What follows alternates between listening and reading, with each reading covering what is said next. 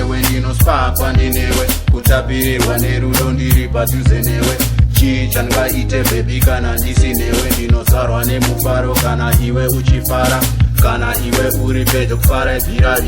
Ndoda kugara newe zveupenyu hwese, mazuva ese, kwese kwandoenda, tenge tiri tese. Zvese zvanenge wada takuitira zvese, ndiwe zvese zvangu baby rangu sandisiye.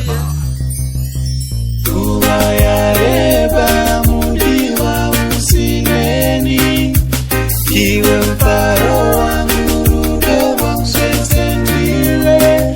Ndashaya ndoita sei, mudiwa ndisinewe, ndiwe wega ndinoda, mudiwa sandisiye.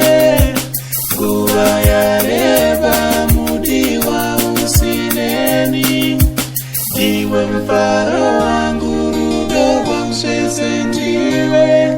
Ndashaya ndoita sei, mudiwa ndisinewe, ndiwe wega ndinoda, mudiwa sandisiye. Dzimwe nguva ndinofasta, sometimes kungopenga, tadzagarisika every time tikugaya ndangariro rudo rwako ndorunondibata. Chikuru chandofunga ini newe tsvake musha, ndinorwisa kukufadza, ndoziva handichatadza, ndiwe wega wandichada kusandisiya. Nguva yareba mudiwa usineni, iwe mfaro wangu, rudo rwangu zvese ndiwe.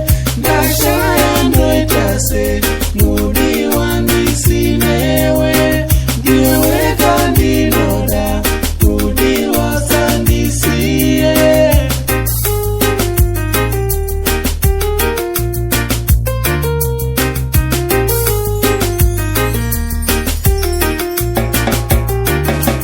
Zvawakaenda ndichakuona rini,